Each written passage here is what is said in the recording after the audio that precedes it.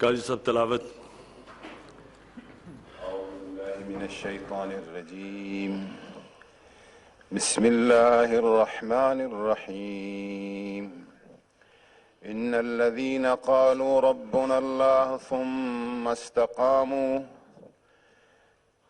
استقاموا تتنزل عليهم الملائكة ألا تخافوا ولا تحزنوا وأبشروا بالجنة التي كنتم توعدون نحن أولياؤكم في الحياة الدنيا وفي الآخرة.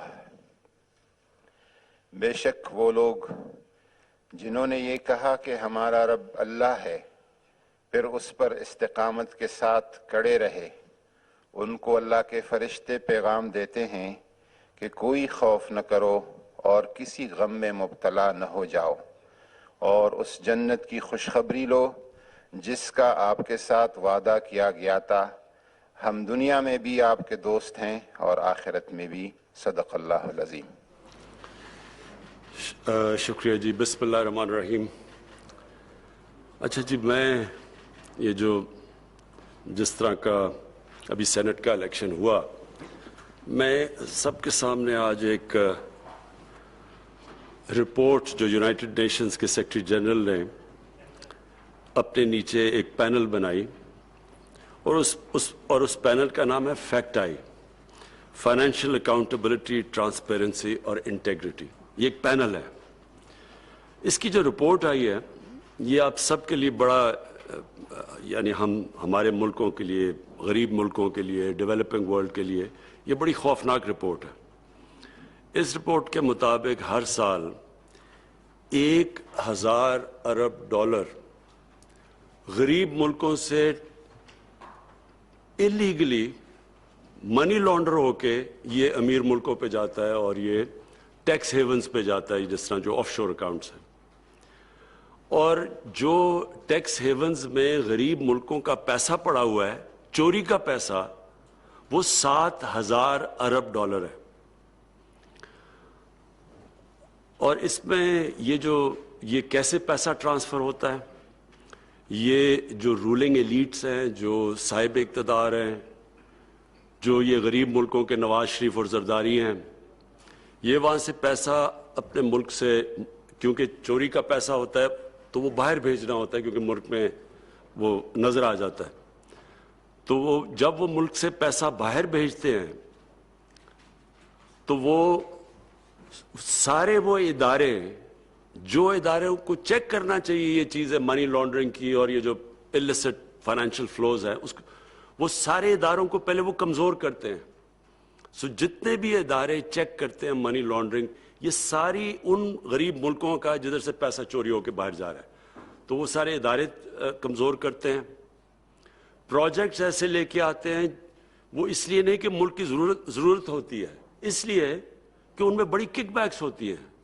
تو mega projects with mega kickbacks, وہ پروجیکٹس اور وہ کک بیک ساری باہر لے جاتے ہیں، لوگوں کو مقروض کر دیتے ہیں، عوام قرضے میں چلی جاتی ہے.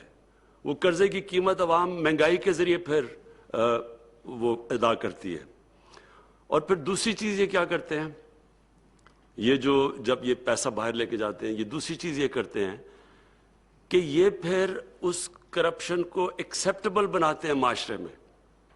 اس کے لیے میڈیا کو استعمال کرتے ہیں، اور میڈیا کے اندر پھر کیونکہ ان کے پاس کرپشن کا پیسہ اتنا زیادہ آ جاتا ہے، وہ پھر اداروں کے اندر بھی چلتا ہے، ہر اداروں میں لوگوں کو خریدتے ہیں، میڈیا کے اوپر چلتا ہے، میڈیا ہاؤسز پہ چلتا ہے، جو سب سے بڑا ڈیمیج کرتی ہے کہ اس قوم کی morality ختم کر دیتی ہے، ایکسیپٹیبل کر دیتی ہے. کرپشن کو بری چیز ہی نہیں سمجھتے.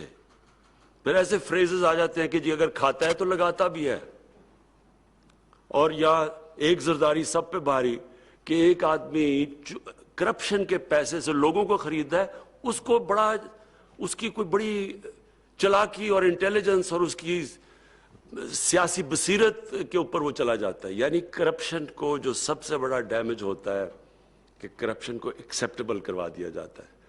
اور پھر ہوتا کیا ہے کہ ایک قوم کی جو اخلاقیات ہوتی ہے اس کو ڈیمیج کرتے ہیں. جو سب سے بڑا ڈیمیج ہوتا ہے کہ ایک ملک کی morality جب ختم ہو جائے اور جب ملک کی morality ختم ہوتی ہے تو وہ ملک انصاف نہیں کر سکتا.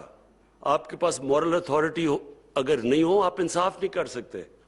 جس قوم میں مورل اتھارٹی نہیں ہوتی وہ پھر طاقتور کے لیے ایک قانون لے کے آ جاتا ہے اور کمزور کے لیے دوسرا لے کے آ جاتا ہے. طاقتور کو NROs دے دیتے ہیں اور ڈیلز کر دیتے ہیں, صرف غریب لوگ جیلوں میں جاتے ہیں. اور ایکچولی ایک قوم تب تباہ ہوتی ہے, ایک قوم تب تباہ ہوتی ہے جب اس کے اندر انصاف کرنے کی ایبلٹی ختم ہو جاتی ہے. اور یہ اسی لیے نبی صلی اللہ علیہ وسلم نے کہا تھا کہ بڑی قومیں تباہ ہوئی تمہارے سے پہلے جدھر ایک قانون امیر کے لیے اور دوسرا غریب کے لیے. یعنی جو قوم انصاف نہیں کر سکتی, جس میں قوت نہیں ہوتی انصاف کرنے کی. تو یہ جو پیسہ نکلتا ہے غریب ملکوں سے, یہ نکلتا اس لیے ہے کہ یہ سارے جو چیکس اور بیلنسز ختم کرتے ہیں, morality ایک قوم کی ختم کرتے ہیں, اس کی ابیلٹی ختم کر دیتے ہیں کہ طاقتور کے سامنے کھڑا ہو, پھر ان کے ساتھ کمپرومائز ہوتی ہیں, اور ایونچولی یہ ایک قوم اوپر نیچے جاتی ہے. تو جرمنی تباہ ہو گئی تھی سیکنڈ ورلڈ وار میں. جاپان 2 ایٹم بمز ایک ملک کے اوپر گرے اور وہ اس کا کیا حال تھا, دونوں کھڑے ہو گئے پھر سے. تو قوم کھڑی ہو جاتی ہے, لیکن جب اس کی morality ختم ہوتی ہے, اور یہ سب سے بڑا یہ جو ایلیٹس کرتے ہیں, یہ جو ایک ملک میں یہ جس طرح کہ ہم نے الیکشن میں دیکھا ہے, جو اوپنلی کہ پیسہ چل رہا ہے, سب کو پتہ ہے, جو تماشا دیکھا ہے, تو اس سے جب اس کو ایکسیپٹ کر جاتی ہے قوم, اصل میں سب سے بڑی تباہی تب آتی ہے. میں جی یہ اس سے پہلے اپنی احمد شروع کرنے سے پہلے میں صرف 2 چیزوں پہ پھر سے ایمفسائز کرنا چاہتا ہوں.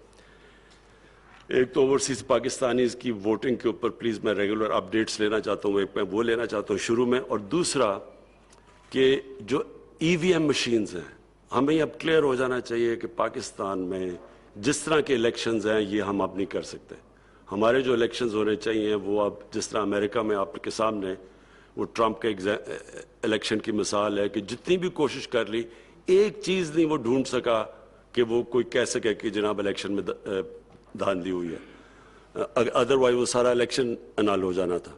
تو ہمیں اب پاکستان میں ایک ٹرانسپیرنٹ الیکشن کے لیے EVM مشینز ٹیکنالوجی کا استعمال کرنا چاہیے, اور میں اس کی ریگولر اپڈیٹس لوں گا کیونکہ میں کیبنٹ کے اوپر میں چاہتا ہوں ہمیں اپڈیٹس ملے اس کے اوپر کیا پروگریس چل رہا ہے, کیونکہ یہ نہ ہو کہ ہم پھر کہیں کہ جی جب ٹائم آئے جی ہم تیار نہیں ہیں ٹیکنالوجی کے لیے. تو میں ان 2 کی اپڈیٹس لوں گا. احمد پلیز اب ایجنڈا شروع کریں.